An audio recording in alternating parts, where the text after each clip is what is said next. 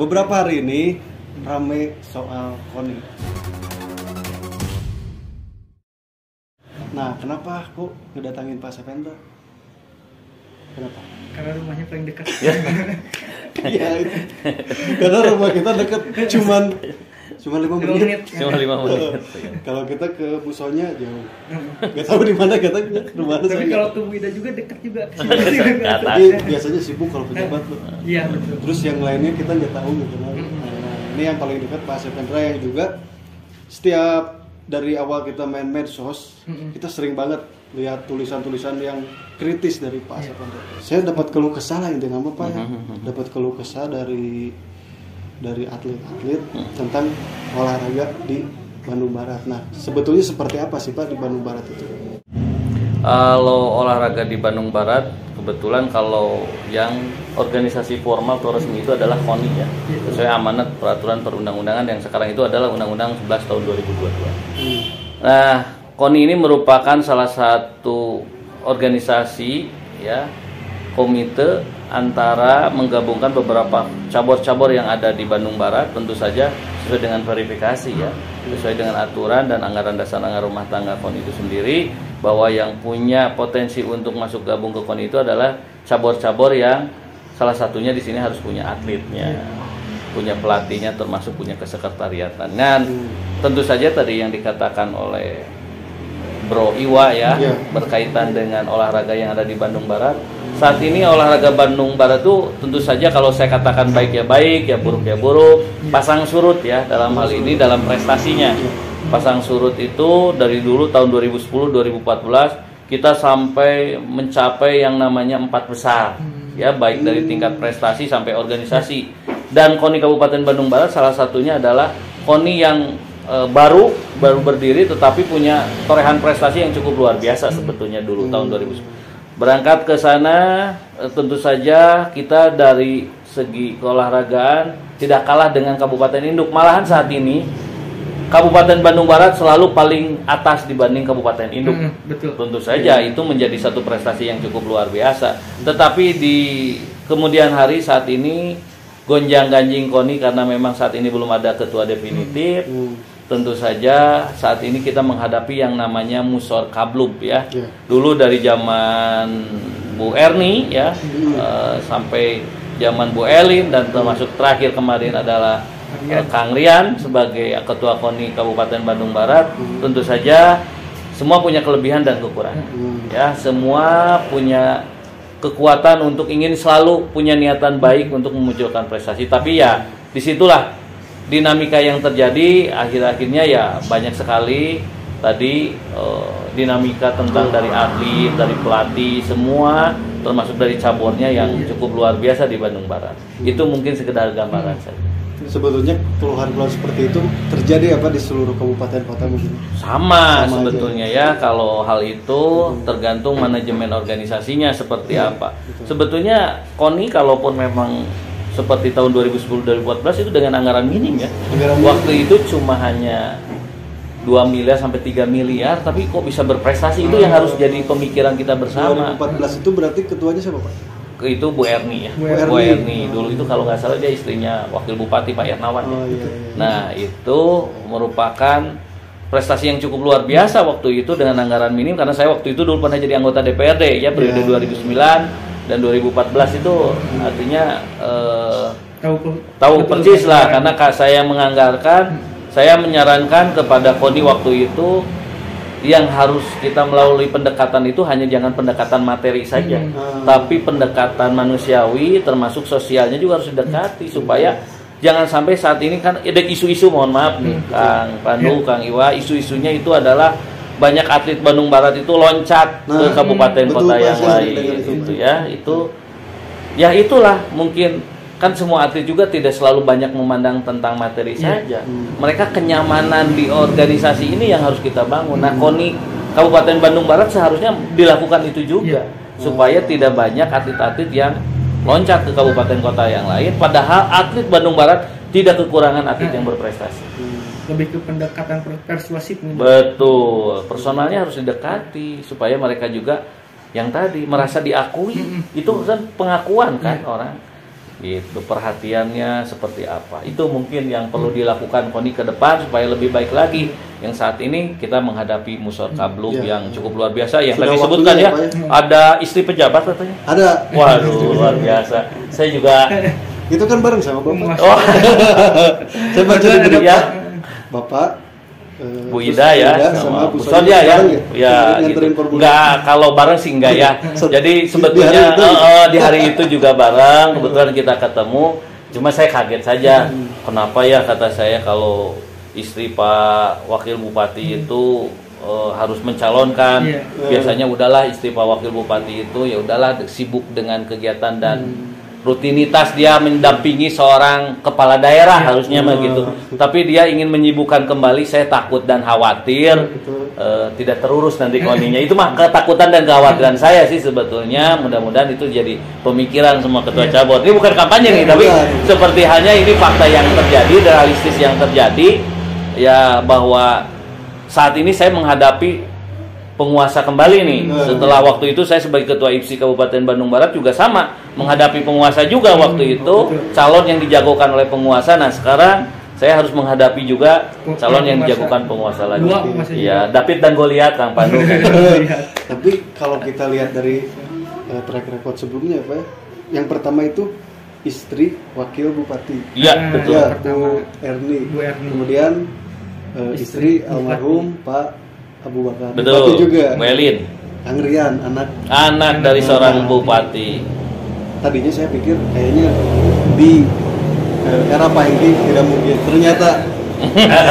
Ternyata terjadi juga. Tapi nggak masalah Pak. Nggak masalah kan Pak?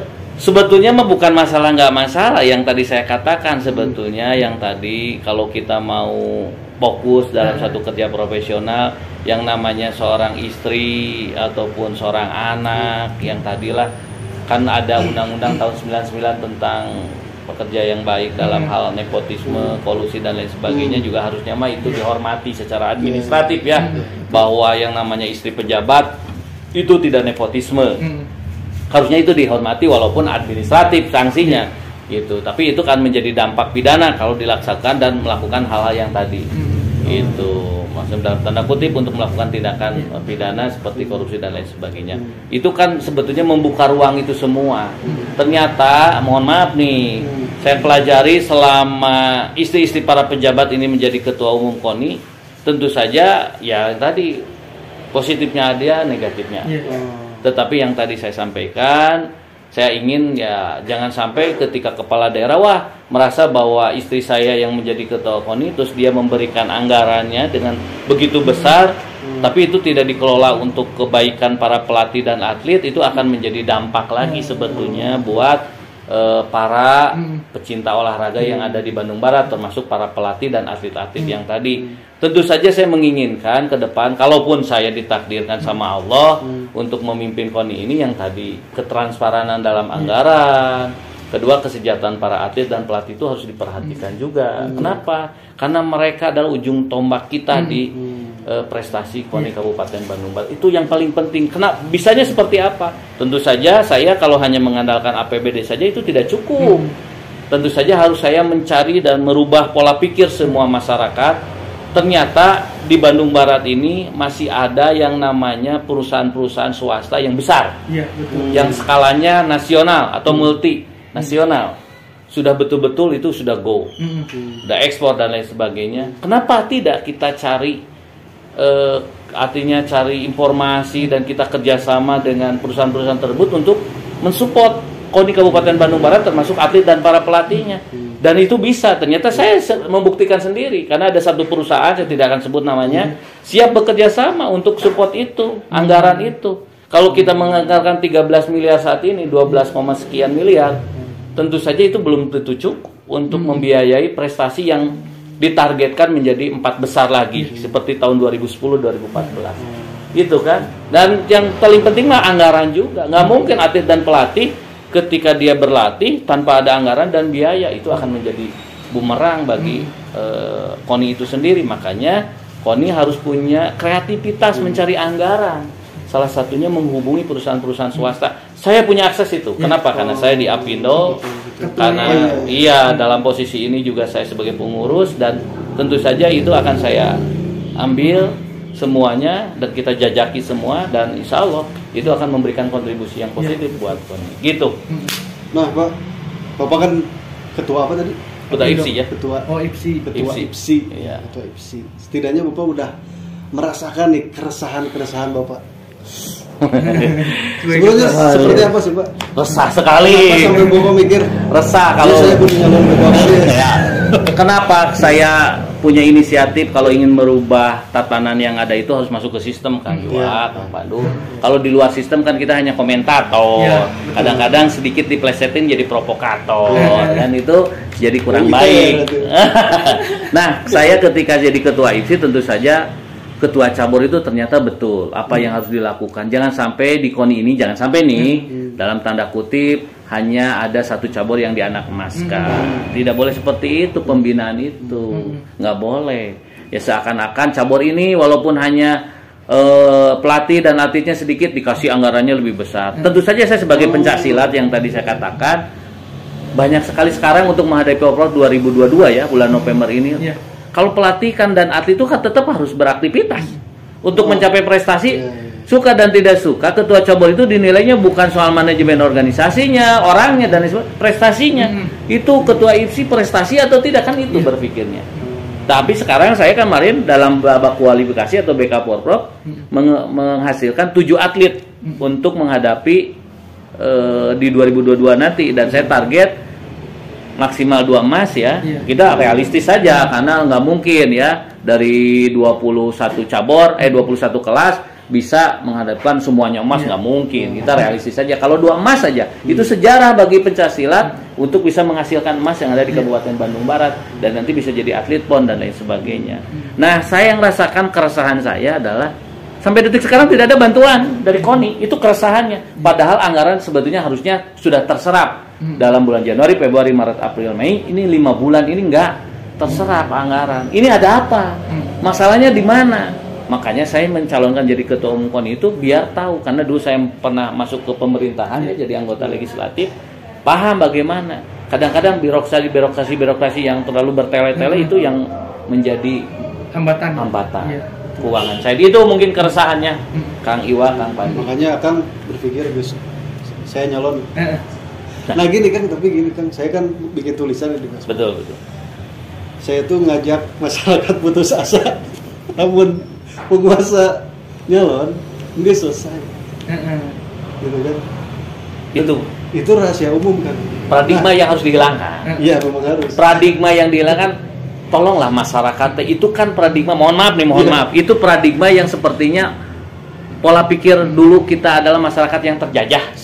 Itu kayak jadi budaya kan? Iya, karena dulu kita sudah lama terjajah. Jadi aja pola pikirnya terjajah. Kita terjajah dengan kekuasaan, terjajah dengan dulu itu sama company ya. Waduh lah, udahlah company lah, gitu kan, takut sama company. Nah saat ini sama, karena yang dulu mungkin pola pikir itu masih terbangun sampai dengan sekarang, narasi itu terbangun sampai sekarang, sehingga masyarakat itu ketika penguasa, saya udah membuktikan waktu pemilihan ketua IPSI penguasa kalah sama saya. Itu udah membuktikan bahwa kita tidak boleh takut, dan akhirnya IPSI bisa berprestasi. IPSI bisa transparan, IPSI bisa bagus. Dia mungkin satu-satunya cabur yang punya sekretariat IPSI. Dan khusus untuk sekretariat 2 lantai, hanya IPSI. Catat itu semua. Oh, yang punya sekretariat IPSI di Tani Mulya di sana. Ya itu IPSI. Yang cabur-cabur yang lain nggak tahu, mungkin ada beberapa cabur juga yang punya sekretariat, tapi yang lebih besar sekretariat hanya IPSI. Itu sudah membuktikan bahwa ketika saya bukan penguasa, anak penguasa, masa saya istri penguasa nggak mungkin. Ya, saya adalah saudara penguasa. Saya bukan istri penguasa. Saya adalah saudara penguasa, nggak bisa. Semua bisa dilakukan. Ketika saya jadi nanti ketua umum KONI pun itu bisa saya lakukan. Yang penting cerdas, yang penting kita berkualitas. Harus dong, jangan hanya omong saja, tapi harus dibuktikan dengan fakta. Dan ini buktinya bahwa saya sebagai ketua IPSI bisa melawan penguasa. Nah, ketua-ketua cabur juga seperti yang tadi mungkin Kang Iwa sampaikan, merasa bahwa penguasa, sekarang udah, waduh, Otak-otak terjajah itu jangan sampai di Berarti orang terjajah. otak-otak terjajah dalam tanda kutip terjajah oleh kekuasaan. Karena kekuasaan itu jujur saja kadang-kadang ada yang bagus dalam pelaksanaan. Kalau saya mah baik mah dan bagus saya akan dukung atuh. Tapi tolonglah budaya istri mencalonkan, saudara mencalonkan, anak mencalonkan dihentikanlah di Bandung Barat. Malu kayak eueuh deui kader. Kayak lagi putra Bandung Barat teh nggak ada lagi potensi Kang Iwa. Nggak ada kekuatan lagi untuk menghasilkan itu semua. Kayaknya masyarakat Bandung Barat teh puntennya meureunnan sehingga masyarakat yang dalam tanda kutip teu ngerti jeung teu paham dan tidak berkualitas. Saya nggak mau dikatakan itu, makanya saya mencalonkan itu supaya tahu bahwa masyarakat dan putra daerah Bandung Barat punya orang yang potensi. Kalau menang kalah mah urusan kedua lah. Ya urusan pertama mah menang gitu kan. Menang kalah urusan kedua, tapi urusan pertama menang gitu. Nah gitu. ini Pak, untuk menang kan biasanya kalau setiap pencalonan ada pos politik. Sementara kalau di KONI ada nggak kira-kira untuk pencalonan ketua KONI? Sebetulnya mah kos politik itu mah tergantung cara persepsi kita berpandangan ya. Kalau menurut saya sih saya juga pasti sudah mengeluarkan kos politik mah. Contoh saya menraktir teman-teman ketua cabor, makan-makan itu kos politik. Gitu mah. Kalau untuk lebih besar mah tuh saya nggak mau. Saya artinya jangan sampai saya juga terjajah oleh materi juga. Saya ngeluarin uang saya untuk menghasilkan uang lagi. Itu yang akan jadi masalah. Kalau misalkan saya sebagai seorang pengusaha, saya ngeluarin uang 10.000 saya harus bisa dapat 20.000. Nah itu otak pengusaha enggak. Kedaya batian. Iya kedaya batian. Kalau kita mah enggak lah. Dia obrolan vulgar pisan nih. Kenal. Wios kan kita di-upload. Oh iya. Artinya mah kita harus memberikan pembelajaran kepada masyarakat fakta yang sebenarnya. Masyarakat itu jangan sampai ditutup-tutupi faktanya. Saya khawatir kalau masyarakat tidak mengerti dan tidak paham apa yang terjadi. Tadi jangan jadi masyarakat yang terjajah.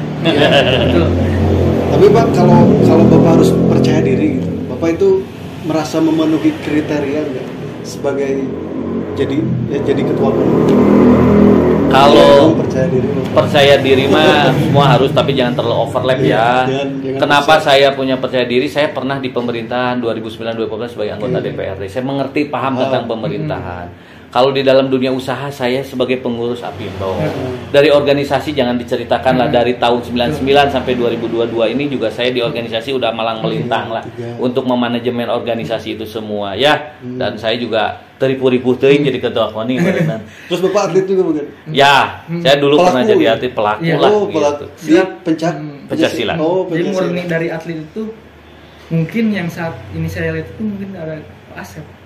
Insya Allah kalau dilihat dari yang lainnya, saya nggak tahu ya, belum lihat yang mana ya calon-calon yang daftar, calon daftar saya dapat informasi sampai detik hari ini katanya saya dapat informasi dari berbagai sumber. Saya, Bu Sonia, Bu Ida dan Pak Agus 4 orang. Kalau dari Bu Ida saya yakin dia bukan atlet dayung. Bukan. Ya, mungkin ya. Mohon maaf Bu Ida, ya Bu Sonia nggak tahu tuh saya juga. Saya sering lihat main motor trail Pak. Tapi saya lihatnya dia foto model kayaknya mah. Ya kalau model itu. Ya foto model ya dia.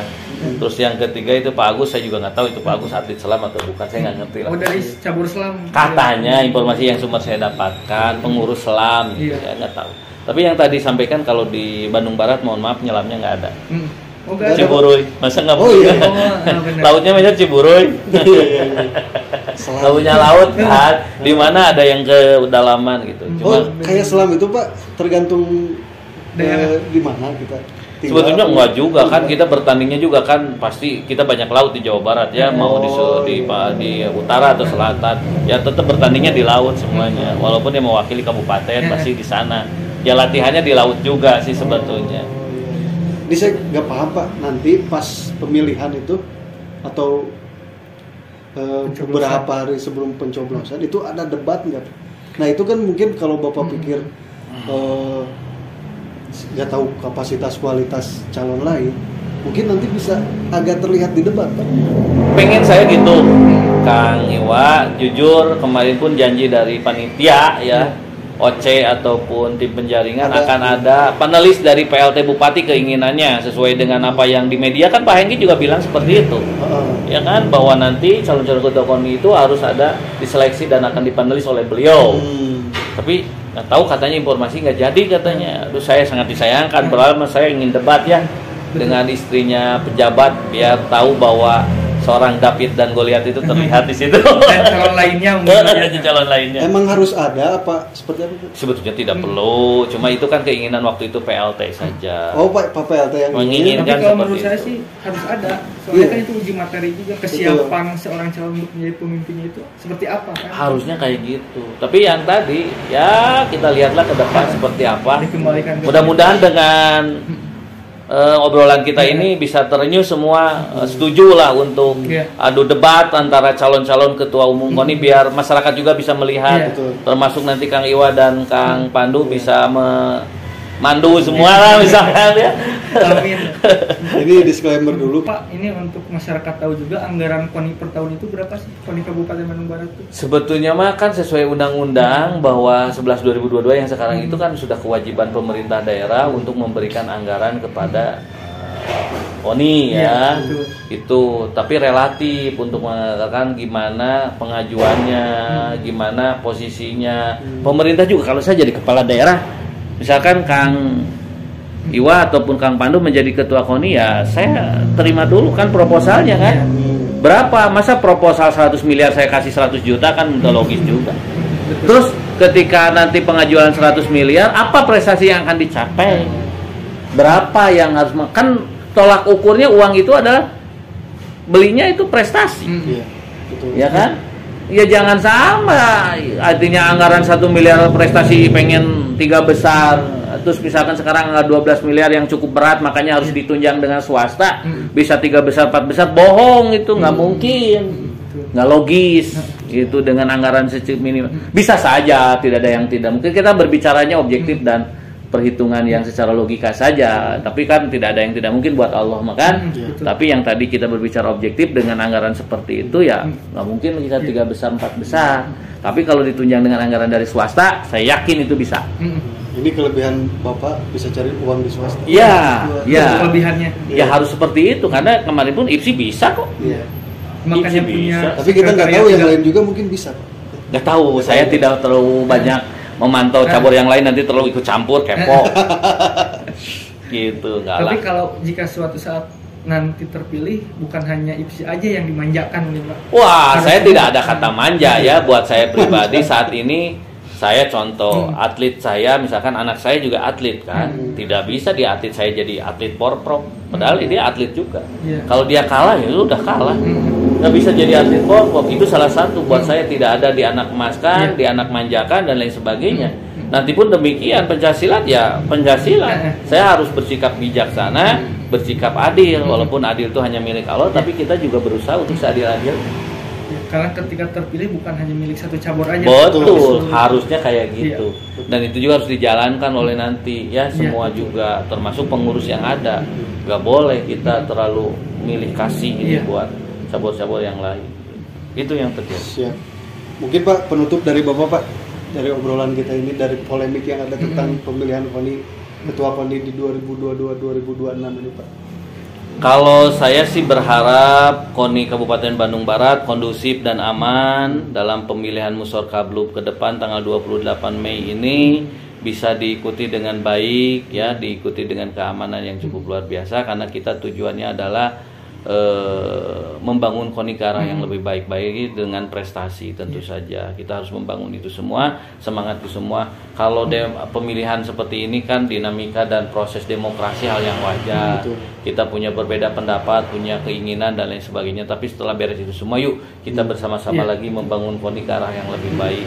Kalau saya nanti suatu saat dipakai untuk ya, saya tidak jadi pengurus KONI pun nggak jadi masalah. Kalau suatu saat nanti yang pengurus KONI, ketua KONI-nya siapapun juga tapi nggak jadi masalah, saya akan tetap memberikan kontribusi. Tentu saja, apalagi saya masih sebagai ketua IPSI Kabupaten Bandung Barat. Itu satu. Yang kedua, tolonglah para pejabat yang saat ini sedang betul-betul menjabat di Bandung Barat bersikap netral dan sesuai dengan peraturan perundang-undangan yang berlaku dong. Jangan sampai memberi contoh yang tidak baik kepada masyarakat, itu saja. Kalau kita sudah memberikan contoh yang tidak baik ya nanti hasilnya juga nggak akan baik juga. Itu ya. Yang ketiga penutup, mudah-mudahan Allah memberikan kesehatan kepada kita semua dan memberikan kepada kekuatan kita semua, termasuk kita bertiga. Mudah-mudahan kita selalu diberikan kesehatan dan kekuatan untuk yang tadi menjalankan semua dan jangan sampai yang tadi kita sendiri berhenti dalam hal menyuarakan kebenaran-kebenaran, fakta-fakta yang ada supaya kita lebih aman dan kondusif. Ya, gitu saja.